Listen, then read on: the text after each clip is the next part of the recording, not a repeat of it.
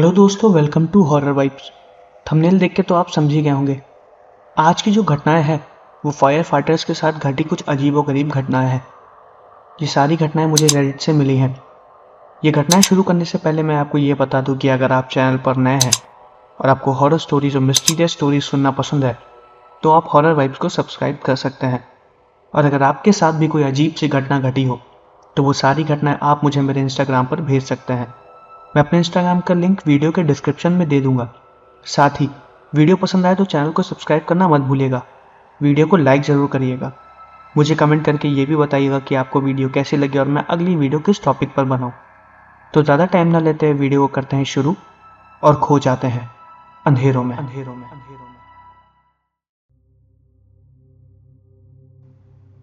ये पहली घटना जो मैं आपको बताने वाला हूँ, ये घटना अब्राहम नाम के एक फायर फाइटर के साथ घटी थी। और अब आगे की घटना मैं आपको अब्राहम के पॉइंट ऑफ व्यू से बताऊंगा। मेरा नाम अब्राहम है। यह घटना मेरे साथ करीब 1951 में घटी थी। सर्दियों का मौसम था। मैं अपने बेस पर ही अपने लोगों के साथ था। हमें इन्फॉर्मेशन मिली कि जंगल के एक हिस्से में बुरी तरीके से आग लग गई है। कुछ लोग वहां पर कैंपिंग करने गए थे और फिर वहीं पर ही वो आग फैल गई। ये घटना नॉर्दर्न पेंसिल्वेनिया की है। ये सारी इन्फॉर्मेशन हमें वहां के फॉरेस्ट ऑफिसर्स ने दी थी। हम लोग अपने बेस पर ही थे। मेरे साथ मेरा एक कलीग था, उसका नाम मॉरिस था। हम दोनों ही एक साथ एज अ पार्टनर असाइन हुए थे, जो कि अपनी पूरी फायर वैन को घटी हुई घटना की जगह पर ले जाते हैं। जहां पर यह आग लगी थी, जंगल का वो हिस्सा शहर से थोड़ा सा करीब था, जहां पर लोग नॉर्मली कैंपिंग करने के लिए जाया करते हैं। हमने अनुमान लगाया कि वहां पर पहुंचने में हमें करीब 10 मिनट ही लगेंगे। हमने तुरंत अपने आप को सूटअप किया और अपनी फायर वैन को लेके जंगल की तरफ निकल गए। वहां के फॉरेस्ट ऑफिसर हमसे वॉकी टॉकी पे कनेक्टेड थे। वो हमें बार बार अपडेट दे रहे थे कि आग फैलती जा रही है और हम जल्दी पहुंचे। हम भी उन्हें लगातार अपडेट देते जा रहे थे कि हम जितनी जल्दी हो सके पहुंचने की कोशिश कर रहे हैं। हमने एक फायर वैन और बुला ली, क्योंकि जिस हिसाब से आग फैल रही थी और जिस हिसाब से फॉरेस्ट ऑफिसर हमें बता रहे थे, हमें यह नहीं लग रहा था कि एक फायर वैन किसी तरीके की आग बुझा पाएगी। करीबन 10 मिनट बाद हम लोग जंगल की उस जगह पर पहुंच गए जहां पर आग लगी हुई थी।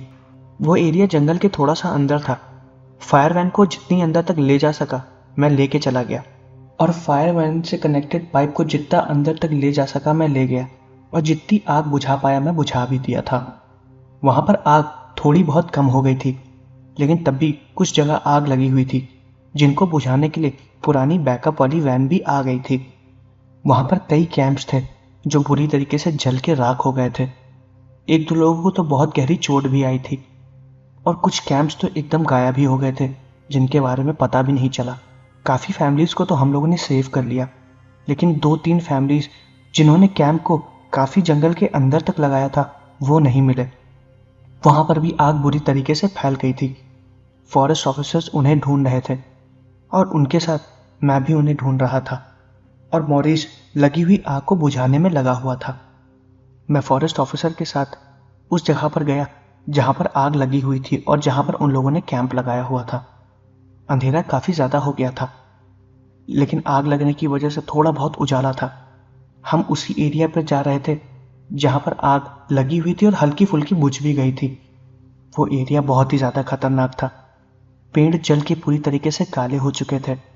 सारा सामान जंगल के अंदर बिखरा पड़ा हुआ था। वो दृश्य आज भी मैं सोचता हूँ तो मेरी रूह कांप जाती है। जहन्नुम से कम नहीं लग रहा था। तभी उस फॉरेस्ट ऑफिसर के वॉकी टॉकी पर एक इन्फॉर्मेशन आई। उसको उसकी टीम के पास बुलाया जा रहा था। कुछ मदद की ज़रूरत थी। उस ऑफिसर ने मुझे वहीं पर छोड़ा और उसने मुझसे बोला कि वो कुछ देर में तुरंत लौट कर आएगा, तब तक मैं यहाँ पर बची हुई फैमिलीज़ को ढूंढूं। मैंने उनसे कहा ठीक है। उसके बाद वो ऑफिसर चला गया और मैं जंगल के और अंदर चला गया। मैं जंगल के थोड़ा सा और अंदर गया और वहां पर आग नहीं लगी हुई थी, लेकिन पूरा सामान जंगल के अंदर तक बिखरा हुआ था। देख के ऐसा लग रहा था कि जंगल के अंदर की तरफ कोई भाग के गया हो। मैंने तुरंत अपनी टॉर्च निकाली और जंगल के उस हिस्से में चला गया जहां पर बहुत ही ज़्यादा अंधेरा था। मुझे कुछ भी दिखाई नहीं दे रहा था। मैंने काफ़ी देर तक वहां पर लोगों को ढूंढा और चिल्ला के आवाज़ भी दी, लेकिन किसी की कोई भी आवाज़ नहीं आई। फिर मैं वहां से वापस जाने लगा। तभी मुझे पीछे से एक आवाज आई और वो आवाज किसी की दर्द में चिल्लाने की थी। मैं तुरंत उस तरफ घूमा तो मैंने देखा कि उधर हल्की फुल्की आग लगी हुई थी। उसी आग में से वो आवाज आ रही थी। वो आवाज इंसानों की थी। वो आग में चल रहे थे और मैंने उन्हें साफ साफ देखा। वो आग के अंदर खड़े होके मुझे बचाने के लिए बोल रहे थे और मुझे बिल्कुल भी समझ में नहीं आ रहा था कि उनको आग बिल्कुल भी जला नहीं रही है। मैं उनसे बोलने की कोशिश भी कर रहा था कि आप लोग मेरी तरफ आओ, मैं आप लोगों को यहां से निकाल के ले चलूंगा, पर वो लोग उल्टा मुझे आग की तरफ बुला रहे थे, जो कि मेरे लिए बिल्कुल भी पॉसिबल नहीं था क्योंकि मैंने उस वक्त फायर प्रूफ सूट नहीं पहना हुआ था। मेरी आंखों के सामने ही उस जली हुई आग में से एक छोटा सा बच्चा निकल के आया। उसका पूरा शरीर आग में जल रहा था, लेकिन वो चिल्ला भी नहीं रहा था। वो बस चुपचाप वहीं पर ही खड़ा था। उसको देख के मैं एकदम डर गया था। मैंने उसे अपनी तरफ बुलाया भी, लेकिन वो कुछ देर तक वहीं पर ही खड़ा था। उसके बाद वो मुझे देख के जोर जोर से हंसने लगा और उसके पीछे जितने भी लोग थे जो कि आग में चल रहे थे, वो भी मुझे देख के हंसने लगे। उनके पूरे शरीर में आग लगी हुई थी। शरीर का एक एक हिस्सा गल के नीचे भी गिर रहा था, लेकिन वो लोग और तेज हंसे जा रहे थे। मुझे कुछ भी समझ में नहीं आ रहा था। तभी मुझे मदद की बुलाने की आवाज दूसरी तरफ से आने लगी। मैं जब उधर घूमा तो उधर कोई भी नहीं था। मैं दोबारा आग की तरफ घूमा तो वो सब लोग गायब हो चुके थे। ये मेरा कोई वहम नहीं था। मैं कुछ देर तक वहीं पर ही खड़ा था। आग के धुएं की वजह से मुझे कुछ भी ढंग से दिखाई नहीं दे रहा था। पूरे जंगल में धुआं फैल चुका था। मैं किसी तरह धुएं को क्रॉस करते हुए वहां से बाहर निकलने की कोशिश कर रहा था। तभी मुझे उस धुएं में दूर पेड़ के पास एक औरत खड़ी दिखाई दी। मैं धीरे धीरे उसके पास गया। वो पेड़ से अपने शरीर को लटका के खड़ी हुई थी। मैं अपनी टॉर्च को उसकी तरफ लेके जा रहा था। उसके हाथ पैर को देख के लग रहा था कि वो बुरी तरीके से जले हुए हैं। मैं उससे करीबन 1 से 2 मीटर की दूरी पर ही था। वो मेरी तरफ पीठ करे हुई थी और जोर जोर से रो रही थी। मैंने उससे पूछा, आप यहां पर क्या कर रही हैं? चलिए मैं आपको यहां से ले चलता हूं। लेकिन वो अपनी जगह से हिली ही नहीं। वो वहीं पर ही खड़ी थी। जब मैं धीरे धीरे उसके पास गया और उसके कंधे को छुआ तो वो अचानक से पीछे घूमी। उसका चेहरा देख के मैं बुरी तरीके से डर गया था। उसका पूरा चेहरा जल गया था। आंखों की पलकें भी जल गई थी। अंदर की पूरी गोल गोल आंख मुझे साफ साफ दिखाई दे रही थी। ऊपर के होंठ भी जल गए थे, जिसकी वजह से उसके पूरे दांत मुझे साफ साफ दिखाई दे रहे थे। नाक भी आधी जली थी और बाल तो पूरे ही गायब हो गए थे। उसके बावजूद भी वो अपनी आंखों को हिला रही थी। वो जिंदा थी, लेकिन दर्द में बिल्कुल भी नहीं थी। वो उल्टा जोर जोर से हंस रही थी। मुझे तो वो इंसान बिल्कुल भी नहीं लग रही थी। उसने तभी मेरे हाथ को जोर से पकड़ लिया। मैंने अपने हाथ को उससे छुड़ाने की कोशिश की, लेकिन उसकी पकड़ इतनी मजबूत थी कि मैं चाहकर भी अपने हाथ को नहीं छुड़ा पा रहा था। उसको देख के मैं बहुत ज्यादा डरा हुआ था। मैंने किसी तरह अपना हाथ उससे छुड़ा के भागने की कोशिश की। जब मैं जंगल के बाहर की तरफ भाग रहा था तो मुझे धुएं में कुछ भी दिखाई नहीं दे रहा था। मुझे ऐसा लग रहा था कि धुएं में चारों तरफ ढेर सारे लोग खड़े हुए हैं जो मुझे मदद के लिए बुला रहे हैं, और मुझे ऐसा लग रहा था कि मैं उनके बीच से भागते हुए जंगल के बाहर निकलने की कोशिश कर रहा हूँ। वो लोग कोहरे में और उस धुएं में मुझे साफ साफ नजर आ रहे थे। मुझे कुछ भी समझ में नहीं आ रहा था कि मैं क्या करूं। मैं मदद के लिए चिल्ला रहा था, लेकिन कोई भी मुझे दिखाई नहीं दे रहा था और शायद किसी को भी मेरी आवाज नहीं सुनाई दे रही थी। मुझे कुछ भी समझ में नहीं आया। कुछ देर तक भागने के बाद मैं अचानक से एक पेड़ से टकराया और मैं गिर गया। उसके बाद का मुझे कुछ भी याद नहीं है। जब मेरी आंखें खुली तब मैं एक स्ट्रेचर पे था और मुझे मेरी फायर वैन के बगल में लिटाया हुआ था। वो ऑफिसर जिसने मुझसे कहा था कि वो कुछ देर में अभी मुझसे मिलने आएगा, वो मेरे बगल में ही खड़ा हुआ था और मेरा पार्टनर मॉरिस भी उसी के साथ खड़ा था। जब मैं होश में आया तो वो दोनों लोग भागते हुए मेरे पास आए और फिर उन्होंने मुझसे पूछा कि आखिर मुझे क्या हो गया था। मैंने उन्हें बताया कि मैं बेहोश हो गया था। उन्होंने बताया कि उनको मेरी बॉडी एक पेड़ के पास मिली। मैं अब जलने ही वाला था, लेकिन वो ऑफिसर सही समय पर वहां पर दोबारा पहुंच गया और मुझे उठाकर ले आया। मुझे ऑक्सीजन ना मिलने की वजह से मैं बेहोश हो गया था। जब डॉक्टर्स ने मुझे चेक किया तो उन्होंने मुझे ऑक्सीजन भी दिया। तब जाके मुझे होश में आया। मैंने उस ऑफिसर से बोला भी कि मैं वहां पर बेहोश होकर बहुत बुरा सा सपना देख रहा था। ऐसा लग रहा था कि शायद कोई मुझे मारने की कोशिश कर रहा है। मुझे जलते हुए इंसान दिखाई दे रहे थे। जब मैंने ये बात उस ऑफिसर को और अपने पार्टनर मोरिस को बताई तो उन्होंने कहा कि हो सकता है तुमने कोई बहुत बुरा सपना देखा हो। ऑक्सीजन की कमी की वजह से मैं बेहोश हो गया था और शायद वो सब मेरा वहम था। दिमाग अक्सर कभी कभी ऑक्सीजन की कमी की वजह से ऐसी चीज़ों को दिखाता रहता है जो कि सच में होती नहीं है। मुझे भी ऐसा ही कुछ लग रहा था। मैं कुछ देर तक वहीं पर ही लेटा रहा। मैंने ऑफिसर से सारी चीज़ों के बारे में पूछा। उसने बताया कि सब कुछ एकदम ठीक है और सारी फैमिली सेफ है। मुझे थोड़ा सा ठीक लगा और मैं कुछ देर तक वहीं पर ही लेटा हुआ था। उसके बाद मैं दोबारा अपनी फायर वैन पे जाके बैठ गया और उसको वापस ले जाने लगा। मॉरिस ने कहा, मुझे तुम्हारी तबीयत ठीक नहीं लग रही है, तुम दूसरी तरफ बैठ जाओ, वैन को मैं चलाऊंगा। मैं उसे मना कर रहा था लेकिन उसने ज़बरदस्ती मुझसे वैन को छीन लिया। वो चुपचाप वैन चला रहा था और उसने मुझे बोला कि आज मेरी किस्मत अच्छी थी कि मैं बच गया, वरना सच में मेरे साथ बहुत कुछ बुरा हो जाता। मैंने भी उससे कहा कि उस ऑफिसर ने मेरी जान बचा ली, वरना शायद मैं जंगल में आग में चल जाता और किसी को पता भी न चलता। हम दोनों यही सब बात कर रहे थे। तभी मैंने देखा कि मेरे एक हाथ में दर्द हो रहा है। ऐसा लग रहा था कि उस हाथ में बुरी तरीके से जख्म हो गया हो। हालांकि उस वक्त मैंने इस चीज़ को ज़्यादा नोटिस नहीं किया। मैं चुपचाप ऑफिस गया, अपने कपड़ों को चेंज किया, फिर वहाँ से घर चला गया। जब मैं घर पे पहुँचा तो मैंने देखा कि मेरे उसी हाथ में एक पंजे का निशान बना हुआ है और वो निशान ऐसा था कि किसी ने मेरे हाथ को बुरी तरीके से पकड़ा हुआ था। तब मुझे याद आया कि उस औरत ने, जो कि जल गई थी, उसने भी मेरा हाथ पकड़ा हुआ था और वो निशान हाथ के उसी हिस्से में था जहां पर उस औरत ने मेरा हाथ पकड़ा हुआ था। ये देख के मैं एकदम डर गया था। मेरे साथ जो कुछ भी हुआ वो मेरा कोई वहम नहीं था, न मैंने कोई सपना देखा था। ये सब कुछ सच था।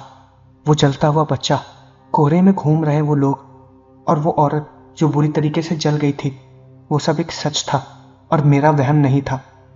मैंने उसी वक्त तुरंत मॉरिस को फ़ोन किया तो वो नशे में था। मैंने उसको बताया कि मेरे साथ आज क्या हुआ और जो कुछ भी हुआ एकदम सही हुआ, लेकिन उसने नशे में मेरी पूरी बात को टाल दिया और वो ज़ोर ज़ोर से हंसने लगा। मैंने उसका फ़ोन काट दिया। इसके बारे में मैंने अपनी वाइफ से भी बात की। उसने मेरी बात पर विश्वास किया, लेकिन उसने मुझसे बोला कि इसके बारे में मैं फिर किसी और को ना बताऊं, वरना कोई भी मुझ पर विश्वास नहीं करेगा। अगले कुछ दिनों तक मैंने मॉरिस को इसके बारे में बताने की कोशिश भी की, लेकिन हमेशा की तरह उसने मुझ पर विश्वास नहीं किया। और ये घटना जो मेरे साथ घटी, इसका मेरे पास तो कोई प्रमाण नहीं है, लेकिन इस घटना का बताया हुआ एक एक शब्द सच है और वो निशान मेरे हाथ पर काफ़ी दिनों तक रहा और फिर अपने आप अचानक से गायब हो गया। तो दोस्तों, ये थी फायर फाइटर के साथ घटी एक पहली घटना। अब मैं आपको एक दूसरी घटना बताने वाला हूँ। ये दूसरी घटना एल्बर्ट नाम के एक आदमी के साथ घटी थी और अब आगे की घटना मैं आपको एल्बर्ट के पॉइंट ऑफ व्यू से बताऊंगा। मेरा नाम एल्बर्ट है। ये घटना मेरे साथ तब घटी थी जब मैं एक फायर फाइटर था। फिलहाल अब मैं रिटायर हो चुका हूँ। जब इस घटना को मैं आप लोगों को बता रहा हूँ तब मेरी उम्र करीब 70 वर्ष है। ये घटना मेरे साथ 2003 में घटी थी। मैं अपने बेस पर ही था। मैं हमेशा ड्राइविंग सीट के बगल में ही बैठता था। मेरे साथ एक आदमी और था और वो भी फायर फाइटर ही था। वो हमेशा फायर वैन को ड्राइव करता था और उसकी ड्राइविंग स्किल बहुत ही ज़्यादा अच्छी थी। हमें एक खबर मिली कि जहाँ पर हमारी लोकेशन है वहाँ से करीबन 15 मिनट दूर एक घर है, वहाँ पर आग लग गई है। पहले ही 2 फायर फाइटर वैन्स वहाँ पहुँच चुकी थी। हमें भी बुलाया जा रहा था ताकि आग पर जल्दी काबू पाया जा सके। हालांकि वहाँ के लोगों को बचा के निकाल लिया गया था, लेकिन आग धीरे धीरे बढ़ती जा रही थी, इसलिए हमें वहाँ पर पहुँचना था। हमने अपने सारे सूट्स पहने और वैन को निकाल के तैयार किया। रॉक्सी, जो कि मेरा पार्टनर था, वो वैन को तुरंत स्टार्ट करके चलाने लगा और मैं वैन के पिछले हिस्से पे ही बैठा हुआ था।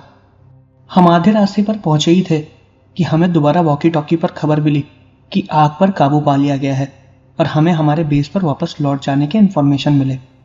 हम वहां से वापस लौट ही रहे थे, तभी हमें वॉकी टॉकी पर दोबारा एक खबर मिली कि जंगल के एक हिस्से में एक छोटा सा कस्बा है, वहां पर आग लग गई है और आग धीरे धीरे फैलती जा रही है। और ये इन्फॉर्मेशन हमें सिर्फ एक ही बार मिली। जहां से हमें इन्फॉर्मेशन आई थी हम दोबारा वहां पर कनेक्ट करने की कोशिश करने लगे, लेकिन उस वक्त हमारा वॉकी टॉकी भी ढंग से काम नहीं कर रहा था। हम आधे रास्ते पे ही थे और जहाँ की हमें दोबारा लोकेशन दी गई थी वो बस हमारी लोकेशन से करीबन 20 मिनट की दूरी पर ही थी। हमने सोचा कि अगर हम नेक्स्ट कमांड का वेट करेंगे तो तब तक शायद आग बढ़ जाएगी, इसलिए हमने और ब्रॉक्सी ने यही डिसाइड किया कि हम वहाँ पर लोकेशन पर तुरंत पहुँच जाएं। हम उसी लोकेशन पर अपनी फायर वैन को लेके जा रहे थे। हमें वहाँ के बारे में कुछ भी नहीं पता था।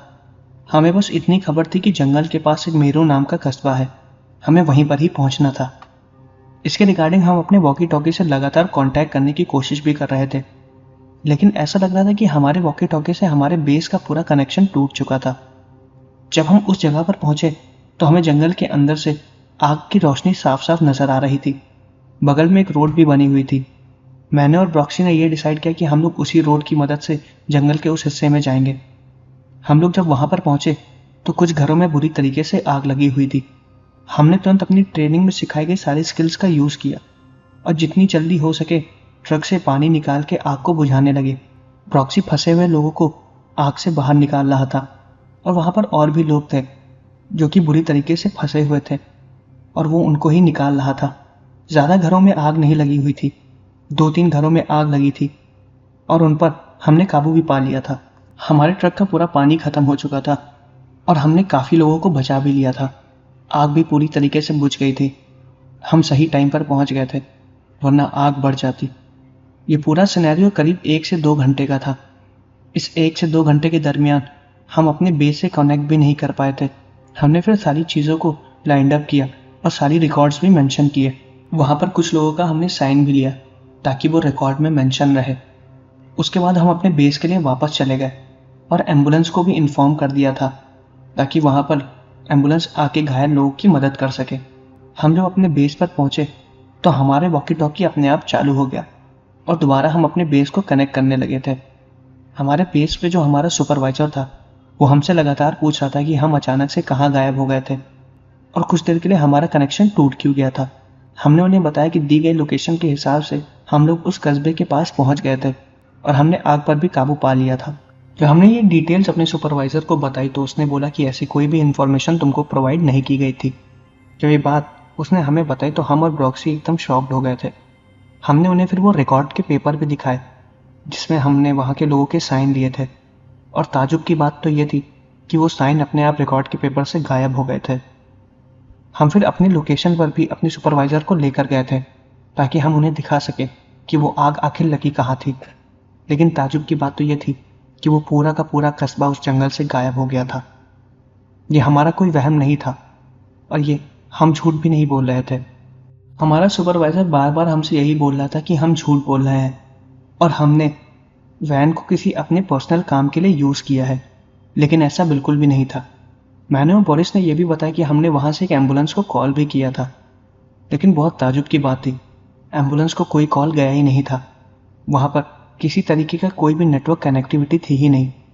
जब हम अपने सुपरवाइज़र को लेके भी उस जगह पर गए थे तो वहाँ पर किसी भी तरीके का कोई भी नेटवर्क काम नहीं कर रहा था। ये बहुत अजीब सी घटना थी जो मेरे और मेरे पार्टनर ब्रॉक्सी के साथ घटी। इस घटना के बाद हम दोनों को नौकरी से निकाल दिया गया था और हमारे खिलाफ वारंट भी इशू हो गया था कि हमने गवर्नमेंट की प्रॉपर्टी का किसी अपने पर्सनल काम के लिए यूज़ किया है। हम पर केस भी चला था, लेकिन काफ़ी दिनों बाद हमारे ऊपर से ये इल्ज़ाम हट गया था और हमने हमारी नौकरी को भी ज्वाइन कर लिया था, लेकिन हमारी बात पर तब भी किसी ने भी विश्वास नहीं किया। इस घटना का घटा एक एक शब्द जो मेरे और ब्रॉक्सी के साथ घटा वो सच था, लेकिन इसको सच साबित करने का हमारे पास कोई भी प्रमाण नहीं था, इसलिए हमने फिर इस बात पर ज़्यादा ध्यान भी नहीं दिया।